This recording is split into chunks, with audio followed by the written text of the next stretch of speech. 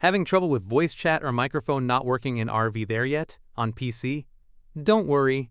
In this quick and easy guide, we'll walk you through how to fix voice input issues, push-to-talk not registering, and proximity chat problems in just a few steps. Open Start and type Control Panel. Open U Control Panel.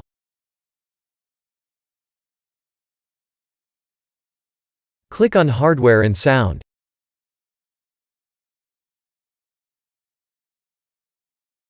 Click on Sound.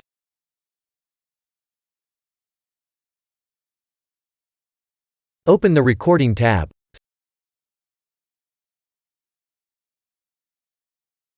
Select your mic. Now click on Set Default.